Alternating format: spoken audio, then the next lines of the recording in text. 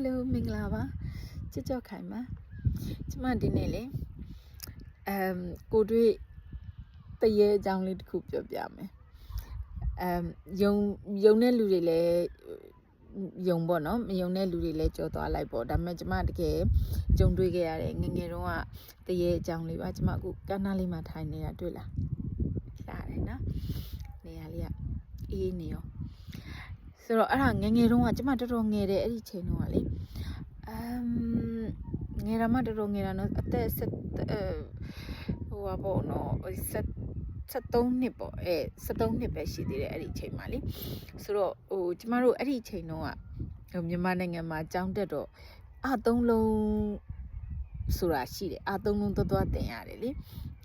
တောရွာတွေမှာသွားတင်ရတယ်ဆိုတော့ခါကြတော့အဲ့တော့ကျမ8တန်းပဲရှိသေးတာ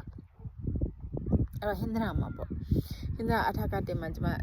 တက်တော့8တန်းပဲရှိသေးတယ်နွေရာသီကြလို့ရှိရင်နဲ့အ3လုံးသွားတင်ဖို့လူရွေးတာပေါ့နော်ဘယ်သူတွေလိုက်နိုင်လဲဆိုတော့ရွေးတော့ခါကြတော့ကျမစားလဲနည်းနည်းတော်တဲ့ခါကြတော့လူကြီးတွေကဆရာတွေဆရာမတွေကကျမတို့ရွေးတာပေါ့လေရွေးပြီးတော့အ3လုံးသွားတင်ကြမယ်ဆိုပြီးတော့သွားကြတာယုံသလင်းကိုဆိုတော့ယုံသလင်းကိုမှသူကမြို့ပေါ်မဟုတ်ဘူးတော်တော်ကိုခေါင်တဲ့တောနေရပေါ့တောရွာလေးတွေပေါ့နော်အဲ့ဒီမှာသွားပြီးတော့တင်ရမယ်ဆိုတော့သွားကြတာပေါ့တငယ်ချင်းတွေအုပ်စုလိုက်ကြီးသွားတော့ကျမတငယ်ချင်း sorry ဝဝဝင်းဆိုတာရှိတယ်အဲ့သူနဲ့ကျမနဲ့ကတရွာကြတယ်ပေါ့နော်ကြံတဲ့လူတွေကကျတော့နေတာတော့အဲ့ဒီရွာတစ်ခုရွာအကြီးတစ်ခုပေါ့လေအဲ့မှာအိမ်တစ်လုံးရှိတယ်အဲ့ဒီအိမ်တစ်လုံးမှာတူတူနေပေါ့ကြံတဲ့လူတွေကတော့2ယောက်စီဟိုဘက်ရွာသွားဒီဘက်ရွာသွားအဲ့လိုသွားတင်ရတာပေါ့နော်ပြီးတော့မနေ့ဆိုရင်သွားတင်ညနေဆိုရင်ပြန်လာပေါ့ကိုစုရဲ့ရွာမှာပြန်လာသူတို့ကအဲ့ဒီရွာမှာစားကြတော့စားပြီးတော့အိတ်ကြတာပေါ့နော်ဆိုတော့ရွာကန်တွေကလည်းတကယ်ကိုအရန်တဘောကရင်ရွာတွေအရန်တဘောကောင်းပြီးတော့အရန်ကိုကူညီပြီးတော့လေအရန်ချစ်ကြတာပဲကျမတို့ကိုလေတကယ်ကျမမမေ့ပါဘူးအရန်တဘောကောင်းကြတယ်တော်တော်ကိုချစ်စရာကောင်းတဲ့ကရင်ရွာတွေအဲ့နဲ့အဲ့ရွာမှာကျမတို့နေပြီးတော့ဟိုးဘက်ရွာကိုသွားတင်ရတာပေါ့အဲ့ဒီရွာကိုသွားတင်တော့မိနစ်20လောက်တော့အနည်းဆုံးရှောက်ရတာပေါ့နော်ကျမတို့နေတဲ့ရွာနဲ့ရှောက်တော့ကျမတို့စာတင်တဲ့ရွာနဲ့ကျမတို့ရွာနဲ့ဂျားထဲမှာတင်းချိုင်းကုန်းကြီးရှိတယ်ဆိုတော့အဲ့ဒီတင်းချိုင်းကုန်းကဒီနားအဲ့ဒီရွာဒီနားမှာရှိတဲ့ရွာနီးချုပ်ဆက်တွေအကုန်လုံးကဒီတင်းချိုင်းမှာလာတကြိုကြတာပေါ့နော်ဆိုတော့လမ်းလည်းအဲ့ဒီတလမ်းနဲ့ရှိတယ်ဒီတင်းချိုင်းကပဲဖြတ်သွားမှရောက်တာလေဟိုဘက်ရွာကိုဆိုတော့ပထမတော့ကြောက်တာပေါ့ကျမတငယ်ချင်းက तू ကလည်းကရင်ဆက်တယ်အဲ့ဒီကျမနဲ့အတူတူသွားတဲ့ဟိုဝင်းရလေဆိုတော့ तू ကငါလည်းမကြောက်ဘူးငါမကြောက်တတ်ဘူးတဲ့အသွားကြမှာအေးမကြောက်တတ်ဘူးဆိုတော့ကောင်းတယ်ကျမအဲ့ဒီချိန်မှာနည်းနည်းကြောက်တတ်တယ်အများကြီးတော့မကြောက်တတ်ဘူးပေါ့နော်အဲ့နဲ့အဲ့ဒီတင်ញံကုန်းကနေနေ့တိုင်းဖြတ်သွားပြီးစာသွားတင်တာပေါ့နော်ဟိုဘက်ရွာမှာအဲ့ဒီတင်ញံကုန်းကနေပြီးကျမမှတ်မိသေးတယ်ရွာတွေကနေရှောက်လာတင်ញံကုန်းကိုဖြတ်ပြီးလို့ရှိရင်အဲ့တင်ញံကုန်းမှာလည်းအပင်အမြင့်အကြီးတွေရှိတယ်အဲ့ဒီကနေပြီးတော့တခါတည်းဟိုဘက်ကိုထွက်သွားရင်တင်ញံကုန်းကနေထွက်သွားလို့ရှိရင်တခါကလောပီနန်နေစိုက်တဲ့တောရှိတယ်အဲ့ဒီလေကွင်းမြင်းပေါ့နော်ကိုင်းတော်လိုမျိုးပေါ့အဲ့ဒီကနေပြီးဖြတ်ပြီးတော့မှဟိုဘက်ရွာကိုရောက်တော့အဲ့ဒါနဲ့သွားတင်နေပြီးတော့တနေ့လဲကြာတော့အဲ့ဒီရွာကစာတင်တဲ့ရွာကငါတို့ရွာမှာတဲ့အလှပွဲရှိတယ်နောက်နေ့ကြာရင်နဲ့ရွာမှာလာအိပ်ပါလားတဲ့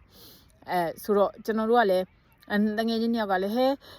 အိတ်လို့တော့ရတယ်ပေါ့နော်ဒါအိတ်ပြီးတော့အလှသွားကြမှာပေါ့ဒါပေမဲ့ငါတို့အဝတ်အစားတွေကဟိုဘက်ရွာမှာကြံခဲ့တယ်ဆိုတော့အဲ့ဒီဟိုဘက်ရွာကိုငါတို့ပြန်ပြီးတော့စာတင်ပြီးလို့ရှိရင်တဲတဲ့ရွာကိုပြန်ပြီးတော့မှအဝတ်အစားတွေပေါ့နော်ပြန်ယူပြီးတော့မှအဲ့ဒီကကိုနဲ့အတူသွားတဲ့အမတွေကိုလည်းပြောခဲ့မယ်ပေါ့နော်ညအိတ်သွားမယ်ပြောရမှာဆိုတော့အဲ့ဒါညဒီမှာလာအိတ်မယ်ဆိုတဲ့အကြောင်းကိုသွားပြောပြီးတော့မှငါတို့ပြန်လာခဲ့မယ်ဆိုပြီးတော့ပြောပြီးတော့ကျမတို့ကအဲ့ဒီညနေကခတ်စောပေါ့နော်3-4 နာရီလောက်က ပြန်လာခဲ့တော့ပြန်လျှောက်တော့မိနစ်20လောက်ပေါ့နော်လျှောက်ပြီးတော့ကိုတဲတဲ့အိမ်ကရွာလေးရောက်တော့အဲ့ဒီကအမတွေကိုအတူတူလာခဲ့တဲ့အမတွေကိုကျမတို့ဟိုဘက်ရွာမှာအလူရှိလို့လူကြီးတွေကရွာလူကြီးတွေကခေါ်လို့အဲ့ဒီမှာသွားအိပ်ပါလာအိပ်ပါဆိုလို့ဒီညအဲ့ဒီကိုသွားအိပ်လို့ရမလားသွားအိပ်ရမယ်ပေါ့နော်ဆိုတော့အမတွေကလည်းကဲအဲ့ဒါသွားအိပ်လို့ရှိရင်လည်းသွားပေါ့နော်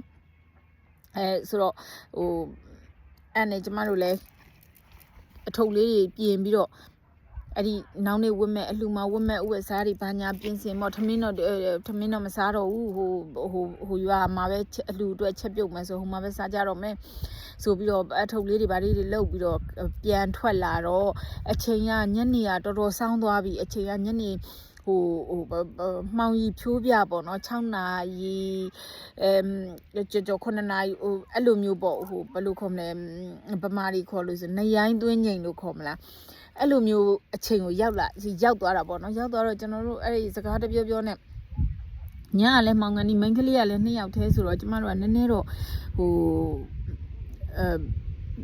ကြောရဲစိတ်တော့ဖြစ်တာပေါ့နော်နည်းနည်းတော့ကြောက်လာပြီတင်ញိုင်ကုန်းသားကိုရောက်လာတော့အဲ့ဒါနဲ့ကျမကဝဝင်းရေးလို့တင်ញိုင်ကုန်းသားတော့ရောက်လာပြီပေါ့နော်ဆိုတော့ तू ကမင်းတဲ့နင်းနဲ့ကိစ္စမရှိဘူးတဲ့ငါမကြောက်ဘူးတဲ့ငါမကြောက်တတ်ဘူးတဲ့အေးနင်းကမကြောက်တတ်တာငါတို့နည်းနည်းကြောက်တယ်ပေါ့ဆိုတော့အဲ့ဒါနဲ့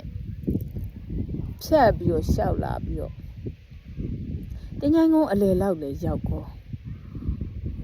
အဲ့လိုပေါ့နော်အရင်လဲမပောင်ဘူးအရင်လဲမလင်းဘူးလေအဲ့ဒီတကယ်နေရိုင်းသွင်းငိန်ဆိုတော့မှောင်ရီဖြိုးပြဖြစ်နေတဲ့အချိန်ပေါ့နော်တင်ញိုင်ကုန်းအလယ်လဲရောက်ကောလေဖြောင်းဆိုတဲ့အတန်ကြီးကိုအကျယ်ကြီးကြားရတာတိလားကြားလိုက်တော့2ယောက်စလုံးကကြည့်လိုက်တော့ကိုရီနဲ့လေဒီလို10ကိုက်လောက်ပေါ့10ကိုက်20လောက်ပဲဝေးမဲ့အပင်ရှိအပင်အမြင့်ကြီးပဲသူတို့ပြောတာတော့ကညင်ပြူပင်လို့ပြောတာပေါ့နော်အပင်ကအဲ့လို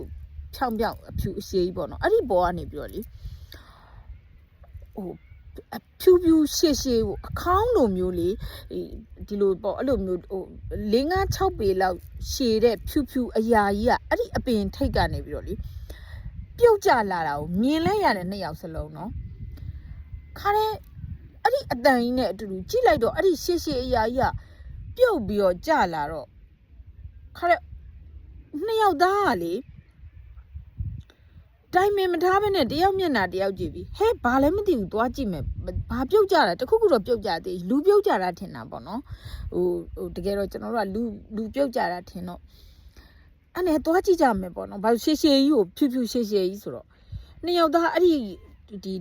အုတ်ကူတော့တိတ်မများဘူးမြေပုံလေးတွေပေါ့နော်သူတို့ရွာလေးတွေဆိုတော့အဲ့ဒါနဲ့အဲ့ဒီနားကနေပြီးတော့ဖြတ်ပြီးတော့သွားပြီးတော့အဲ့ဒီပြုတ်ခုနကျွန်တော်တို့တွေ့လိုက်တဲ့ခုနဖြူကြီးပြုတ်ကြတဲ့နေရာကို2ယောက်သားပြေးပြီးတော့ကြည့်တော့လေဘာမှမရှိဘူးကြည်သားဘာမှလည်းမရှိတာလဲတွေ့ရောဟာဒါတော့မဟုတ်တော့ဘူးတရေတော့6ပြီဆိုပြီးတော့လေပြေးတာ तू ကအရင်ဆုံးအရမ်းမြန်တာပဲလေဝါဝင်းကတခါတည်းပြေးတာကျွန်တော်လက်မကြည့်ဘူးကြည်သားပြေးတာဆိုကျွန်တော်လည်းနောက်ကနေပြီးတော့ပေါ့နော်အမလေးအဲ့ဒီမြေပုံတွေကိုခလုတ်တွေဘာတွေတိုက်ပြီးတော့မှောက်လဲလို့ရှိရင်လေလူကြီးတွေပြောသလိုအပမိတာတွေဘာတွေဖြစ်ရင်တောင်ဖြစ်အောင်မလားမသိဘူးသိလားတခါတည်းလေအဲ့ဒီရွာကိုဘလူနီးနဲ့တန်းပြီးရောက်သွားမှမသိတော့ဘူးသိလားအဲ့ဒါနဲ့တခါတည်းရွာလဲရောက်ကောအမဲ तू ကရောက်နေတာကြာပြီဘလောက်မြန်လဲလို့ပြေးတာလေကျွန်တော်ကနောက်ကသိလားမကြောက်ဘူးဆိုတဲ့လူကရှေ့ကပြေးတာရီရတယ်အဲ့ဒါနဲ့ရွာလေးရောက်ကောခါတဲ့ဟိုဘက်ကရွာလူတွေကမေးတာပေါ့ဟဲ့ဘာဖြစ်တာလဲပေါ့နော်2ယောက်သားတခါတဲ့မောကြီးပန်းကြီးနဲ့ပြေးလာတော့ခါကြတော့ဟဲ့အဲ့လိုပဲလို့အဲ့ဒီမှာငါတို့ဖြတ်လာတော့တင်ញိုင်ကတော့မှအဲ့ဒါအတန်ကြီးကအကျယ်ကြီးနဲ့လို့ဖြူအထုပ်ကြီးပြုတ်ကြတာအဲ့ဒီအပင်ကြီးကနေပြီးတော့လို့အဲ့ဒါသွားကြည့်တော့လဲဘာမှမရှိဘူးလို့ဆိုအဲ့ဒါနဲ့ဆိုတော့သူတို့ကရီဟာအဲ့ဒါနင်တို့လည်းအဲ့ဒါတရေ6လိုက်ပြီးတယ်ဆိုပြီးတော့အဲ့ဒီနေ့တည်းကနေပြီးတော့အဲ့ဒီတငယ်ချင်း2ယောက်ကညနေဆိုလို့ရှိရင်အစောကြီးပေါ့နေမဝင်ခင်ကိုအဲ့လိုပြန်လို့ရှိရင်လည်းအဲ့လိုသူတို့ လူထက်ပြီးကြောက်သွားကြပြီလေနှစ်ယောက်စလုံးကအဲ့ဒါနဲ့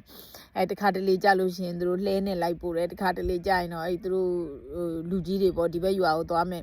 လူတွေဒါမှမဟုတ်သူတို့လူကြီးတွေလိုက်ပို့ပြီးတော့အဲ့လိုသွားရတယ်အဲ့ဒါလေးအဲ့ဒီဘဝမှာပထမဦးဆုံးကြုံဘူးတဲ့မှတ်မှတ်ရရတရေ6ခံရတာပေါ့နော်ငငယ်လေးပဲရှိဆိုအဲ့ဒီချိန်တုန်းကလည်းဟိုဒီလိုမျိုးပေါ့ဘလို့ခေါ်မလဲဟိုကြောက်မှန်းမကြောက်မှန်းတော့မှလေတိတ်တောင်ဒီလောက်တောင်မှပဲကြောက်ရမှန်းမကြောက်ရမှန်းလေအရန်လေဟိုမတိသေးတဲ့အရွယ်ပေါ့နော်73လေးနှစ်ဆိုတော့ငယ်ရလဲငယ်သေးတော့အဲ့ဒါကိုကြည်စမ်းအဲ့ဒါအခုချိန်ထိမှတ်မိနေတော့မှမျက်လုံးထဲမှာလဲလေအခုချိန်ထိမြင်နေတော့မှအဲ့ဒီကိုတွေပြောပြီးရှောက်လာပြီးတော့လေဟိုအဲ့ဒီတင်ញိုင်ကုန်းအလေကောင်တက်တဲ့နားလေးရောက်ကောအဲ့ဒါကြီးပြုတ်ကျလာတာသိလားအဲ့ဖြူဖြူအရှိရှိအထုပ်ကြီးလိုမျိုးလေဟိုအဲ့လိုအခေါင်းလိုမျိုးပေါ့နော်ရှည်ရှည်တေချာတော့မမှတ်မိတော့ဘူးပေါ့နှစ်တည်းလည်းအများကြီးကြာခဲ့ပြီဆိုတော့ဒါပေမဲ့အဲ့ဒီဖြူဖြူရှည်ရှည်ကြီးကိုတော့မှတ်မိနေတော့မပြုတ်ကြတာအဲ့ဒါကိုဒီတိုင်းတက်ဟိုဒါလိုက်မပြေးပဲနဲ့လေတွားကြည့်လိုက်သေးတယ်တငယ်ချင်းနှစ်ယောက်ဘာဖြစ်တာဘာပြုတ်ကြတာလဲပေါ့ဆိုပြီးတော့ကြည့်ပြီးတော့ဘာမှမတွေ့